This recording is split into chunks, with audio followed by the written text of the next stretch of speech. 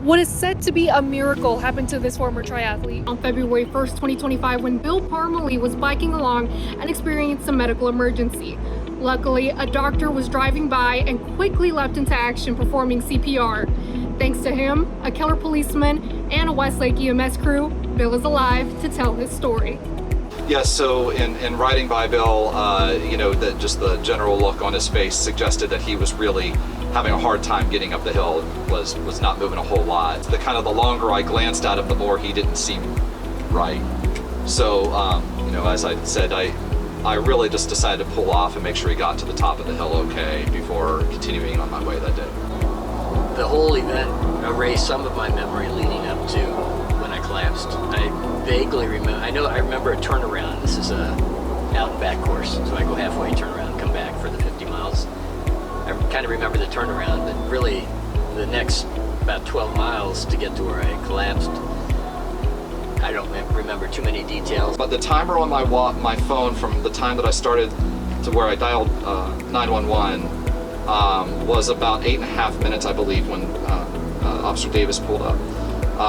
And then continued CPR through application of the AED to the best of our ability, and then probably for about 90 seconds after the shock. So we're thinking it was somewhere between 10 and 12 minutes of chest compressions.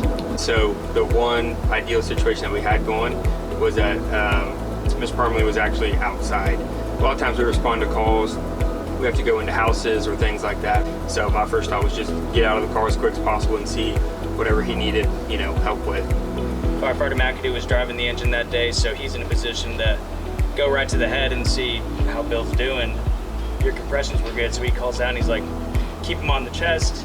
You had gotten the AED, so it was really, really smooth, honestly. We were able to back the ambulance up, and then as soon as that shock was delivered,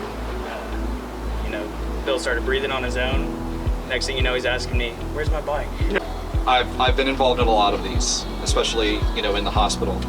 And they are chaos, typically. You will never see a more organized resuscitation than what happened alongside that road. Everybody was just on task, doing the right thing. It was really impressive to see.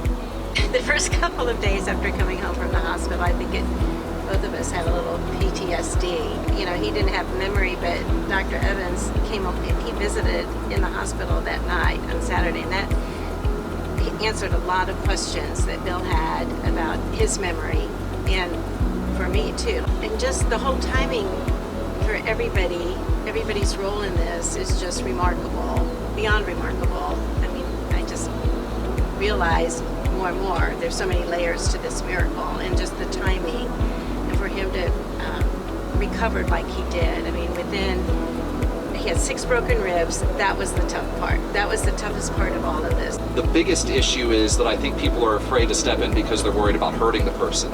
And the reality is that unfortunately, the goal of good chest compressions is to kind of hurt the person. You really need to push hard. You can't be afraid to push too hard. And a lot of out-of-hospital cardiac arrest is suboptimal because people just don't push hard enough. Since this incident, I think we've actually had 50 additional certifications within the town and community of Westlake that came to our fire station and got certified. Westlake is home, and the community is just so strong and so powerful, and these people are just testaments to that.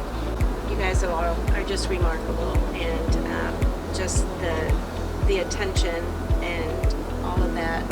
It's been a lot to absorb, and as we reflect on it, then we realize, thank you, God, and thank you to this amazing community that we live in. At the town of Westlake's March 24th council meeting, Mayor Kim Greaves and Fire Chief John Ard presented the proclamation to Officer Davis, Dr. Evans, and the Westlake EMS crew for their actions taken in saving Bill's life. Today, Bill is steadily getting back to his active lifestyle and plans to continue staying in touch with everyone involved. A true testament to bringing Westlake together.